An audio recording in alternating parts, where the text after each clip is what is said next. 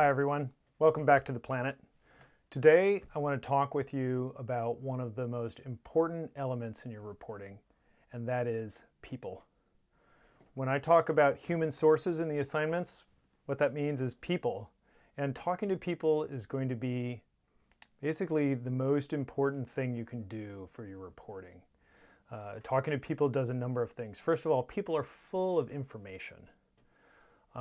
So if you're trying to track down information for your story, going to people is often the most productive way to do that. People are also the center of action and insight and opinions about things. So when you're trying to figure out what's really happening, often the best place to go is to talk to people. And the other thing is that people can lead you to other people. So often somebody that you interview doesn't turn out to be the person who's in your story, but they can point you to the person who's really important for your story. So for those of you who haven't done any reporting before, this can be a little odd because you might be used to academic work where what you're really doing is you're working with texts, you're reading books, you're reading papers, and then you're quoting from those. But in a news story, you almost never quote from a written document. Honestly, written documents are pretty boring to read in terms of quotes, whereas people can really be full of life and full of great quotes, and they're also full of a ton of information. So if you wind up reading a document and thinking, this is really terrific, you probably want to call the author and interview them. Okay, so let's think about which people you want to talk to and then how you're going to get those interviews. So each story is going to be a little bit different. Each story is going to have different people that you want to talk to. But I find that it's helpful when I start reporting to break down the categories of people that I need to track down.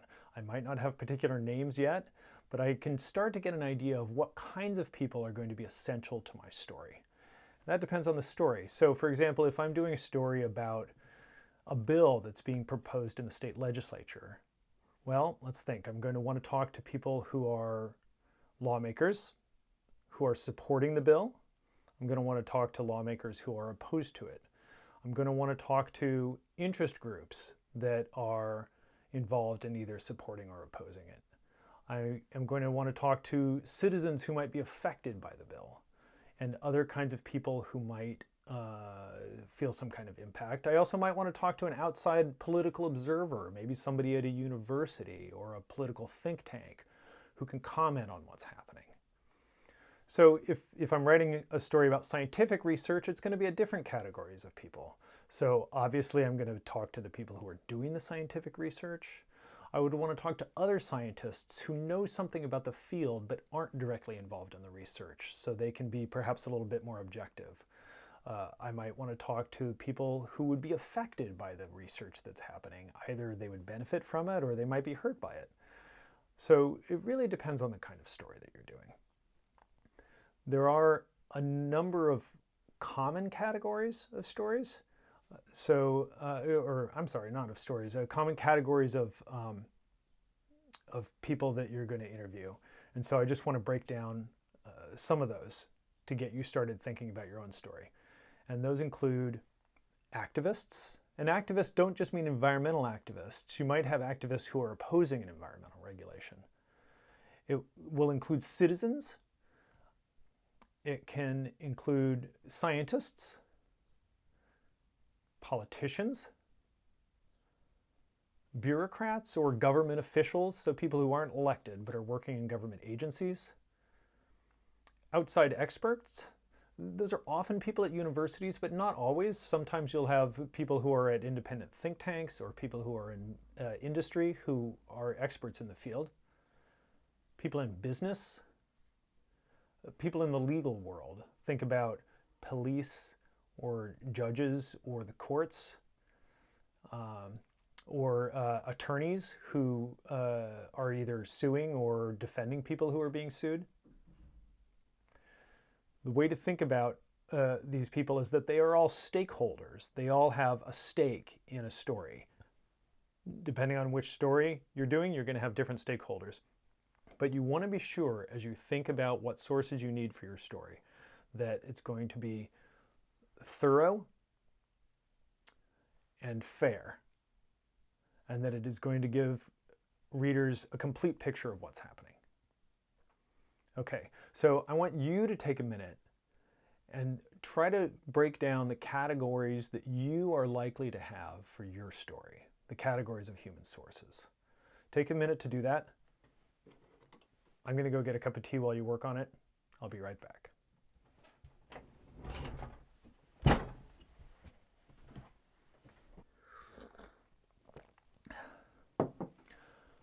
All right, welcome back, everyone. Now you should have a breakdown of different categories of the kinds of people you think you are going to need to interview for your story. Now that might change as the story evolves, but this is a good starting point. So, and here's the question: how do you find specific people that are going to fit into each of those categories? So let me just walk you through some basic steps on how to do that. When I'm reporting a story, one of the first things that I want to do is read. So I know I said that people are often more important than documents, but nevertheless, finding people, it's often a matter of reading through things. One of the first places that I go is I read news stories. I will go through them with a pen, or if it's online, with a highlighter, and digital highlighter, and I'll look for every name of somebody who's mentioned or every document that's mentioned in a story that seems like it might be promising, that seems like it might fit with my story. So you're going to want to hop onto Google and you're going to want to do a search. I generally tend to use the news feature on Google so that it narrows it down, because otherwise you're going to get a ton of stuff that's not so helpful. But if you click on news, it's going to take you to news sources, and then I'll read those the articles that seem like they're really relevant to what I'm doing. And that's often where I'll pick out people who seem like likely candidates for me to talk to. Sometimes if the news section doesn't work, I'll go for a generic Google search. Sometimes that brings up something, sometimes it doesn't. Okay, so reading news articles. Another thing that I'll do is I will read government reports. So if there's a government report that's really particularly helpful, some of the people who are the authors of those reports are very likely people that I would want to talk to. If I'm writing about something that's scientific or has a scientific connection, I'll look at scientific articles, scientific papers, and if there's one that seems particularly on point, I'll look at who the authors are. And usually there's a corresponding author who's the main author who's available to be contacted, and I'll get in touch with that person. Another thing that I'll read is press releases. You might have press releases that are put out by companies, press releases that are put out by activist groups. All kinds of places produce press releases. So Google search might turn up a press release, and then you can call the organization that put out the press release. Another place is blogs. I mean, needless to say, anybody can have a blog, right? So it's not necessarily the right person for your story, but sometimes it is. And the same thing goes for social media. Social media, as I'm sure you're aware, is full of all kinds of stuff, some of it made up, some of it pointless, but some of it is good. And it can often help you track down people who might not otherwise show up in more official sources like news reports or press releases. So, you might know which social media tool platforms you're familiar with. There's some of them that I don't use that much. Facebook can be handy, although people in younger generations tend to not use Facebook so much. Instagram, Twitter can be good. I'll just give you an example of how I just used Twitter. So I was writing a story about how social scientists were using the pandemic as a way to explore research questions. And there's a kind of research called a natural experiment. That's the term that scientists will use to describe this kind of research. And so I went onto Twitter and I typed in coronavirus natural experiment. And because the word choice is narrow enough, I actually did not get that many hits. I didn't get just a flood of tweets that I had to search through. And some of the people who posted about it, frankly, I wasn't interested in talking to, but some of them were university professors who are embarking on research using the coronavirus as a natural experiment. So I used Twitter to find sources, and that was really great. Okay, so reading. The other thing that you want to do is you want to get on the phone and call Or because everybody's working from home right now, probably emailing is going to be a better start. But sometimes if you think that you want to talk to somebody but you're not quite sure who, contacting the organization and the press person at the organization can be that first step towards finding your source.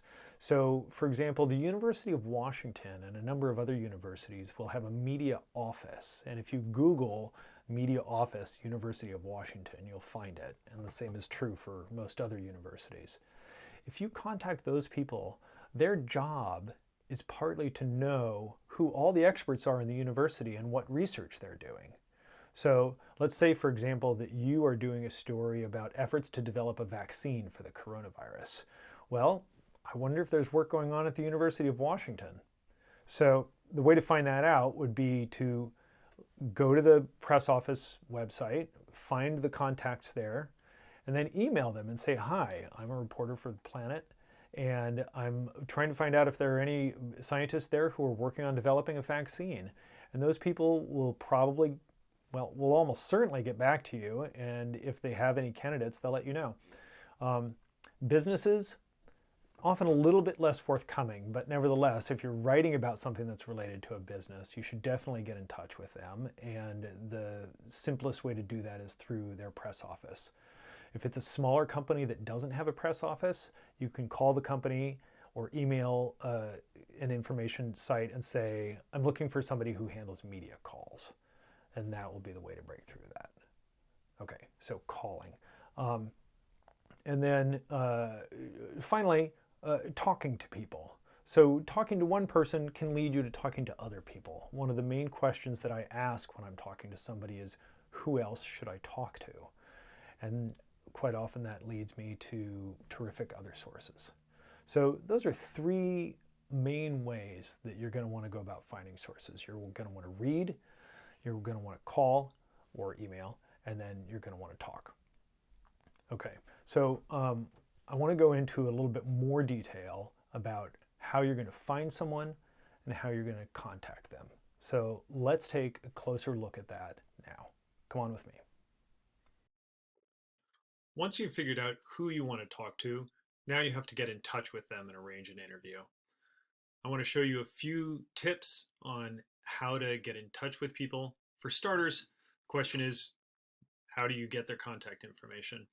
Google, obviously, is going to be a default tool.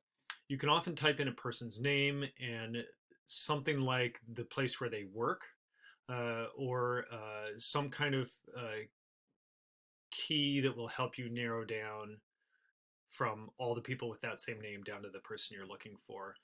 Sometimes it takes a little bit of hunting around and looking at a couple of different websites in order to find their contact information, but you can often dig things up. Let me just show you an example of how I did that. Yesterday, I needed to get in touch with somebody named Barbara Reynolds, who had worked at the Centers for Disease Control. It wasn't clear if she still worked there, but so I typed in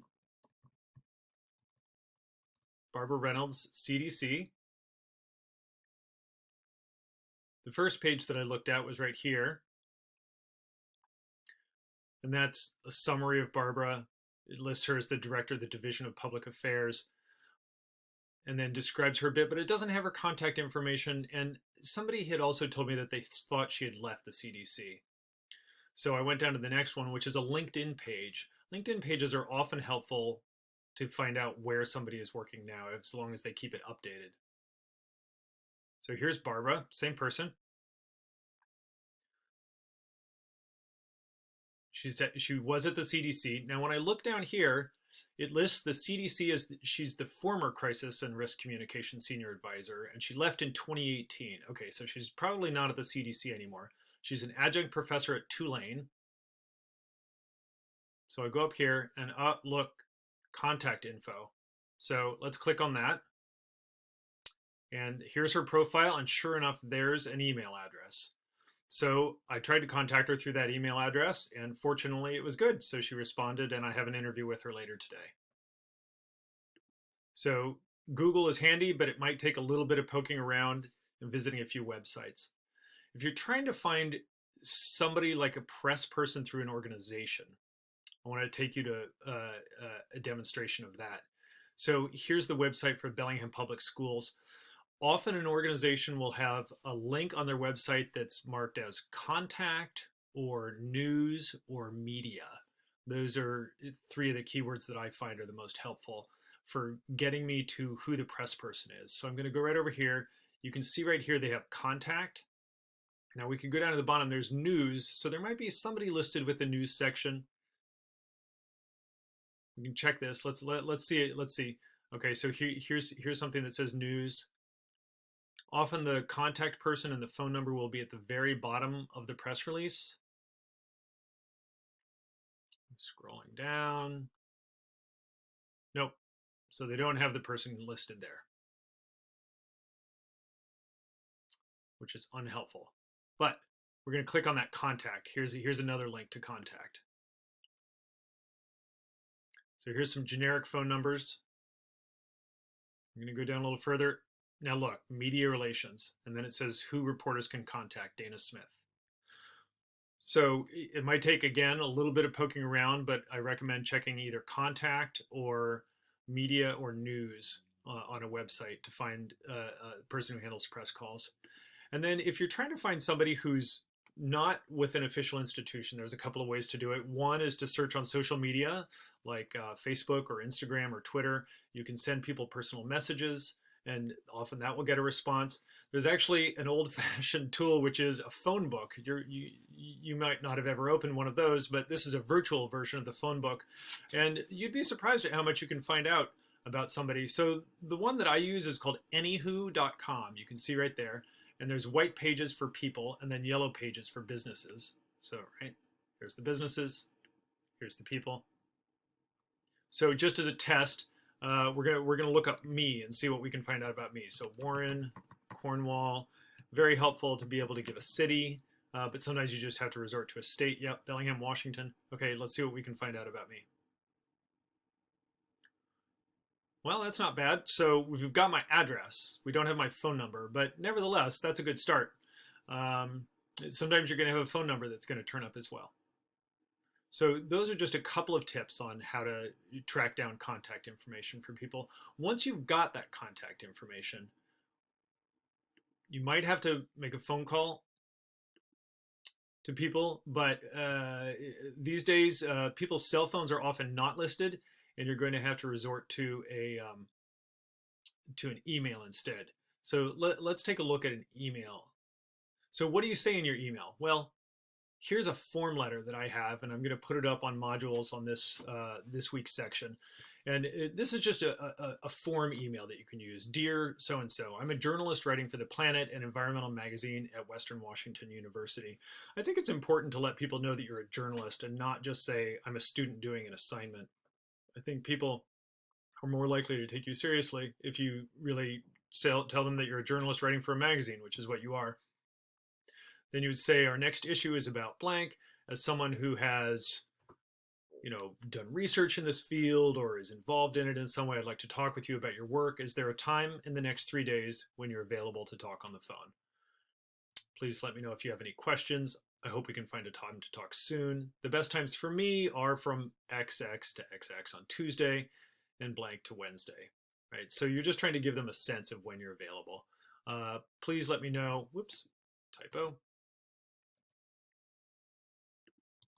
Please let me know what number I should call. You can reach me anytime on my cell phone at Y. Thanks for your time. I look forward to talking. So it's polite, it gets to the point quickly, and it's clear about what you want and why you want to talk to them.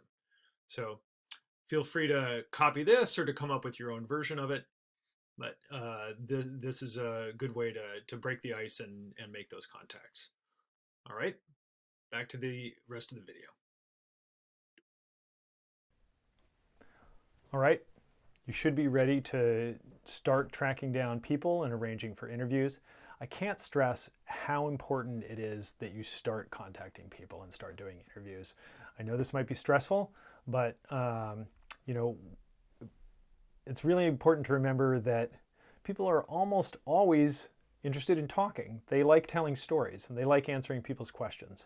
And so really quarter after quarter, when I talk to students, a number of them will remark about how they were stressed out about doing it, but once they started doing it, it was really exciting because they started to figure out what their story is. I always tell people that you don't really know what your story is until you start talking to people. So this video should get you set. The other two things that are important for you to do before you start doing interviews is to read the Planet Handbook chapter about interviewing, and then to watch the video about interviewing. That's going to prepare you to do an interview that's effective and that also is ethical and follows sort of the rules and guidelines of doing a proper interview. So take a look at those things and then start talking to people. Take care.